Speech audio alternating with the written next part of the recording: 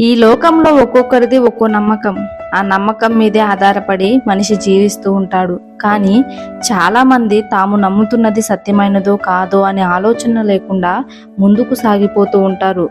కొంతమంది మాత్రం సత్యాన్ని వెతుక్కుంటూ వెళ్ళి అనేక గ్రంథాలను పరిశీలించి వాటి బోధలను గ్రహించి ఏది సత్యమో ఎరిగి వారి జీవితాలను సరైన మార్గంలో పెట్టుకుంటారు. అయితే సత్యాన్ని వెతుక్కుంటూ వెళ్ళే ప్రతి ఒక్కరూ చివరికి చేరుకునేది యేసుక్రీస్తు దగ్గరకే. ఎందుకంటే ఆయనే సత్యమై ఉన్నాడు. ఆయన జీవము కలిగిన వాడు. నిన్ను నిత్య జీవానికి చేర్చగలిగిన వాడు యేసుక్రీస్తు మాత్రమే. ఆనాడు బెరయ సంఘస్థులు కూడా పౌలు ప్రకటించిన సువార్త సత్యమైనదో కాదో అని పరిశీలించి తెలుసుకున్నారు. ఈరోజు అబద్ధ బోధలు ఎక్కువైపోతున్నాయి. ఏది సత్యమో ఏది అసత్యమో తెలుసుకోలేని స్థితిలో మనం ఉన్నాం. సత్యాన్ని తెలుసుకోకపోతే తప్పుడు మార్గంలోకి వెళ్ళి అపవాదిని అనుసరించే వారిగా మన జీవితాలు మారిపోతాయి. కాబట్టి ప్రియ స్నేహితులారా, సత్యాన్ని తెలుసుకోవాలంటే దేవునితో సహవాసం చేయడం మొదలుపెట్టు. దేవుడు నీకు అన్నింటినీ తెలియపరుస్తాడు.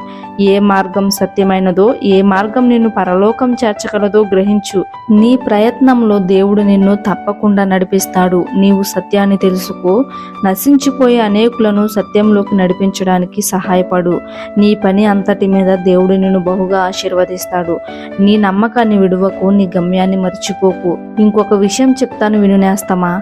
నీవు సత్యాన్ని తెలుసుకుంటూ ఉన్నప్పుడే అపవాది నిన్ను అనేక విధాలుగా శోధిస్తాడు. భయపడకు. ఒక్కోసారి దేవుడు కూడా నీకు పరీక్షలు పెడుతూ ఉంటాడు.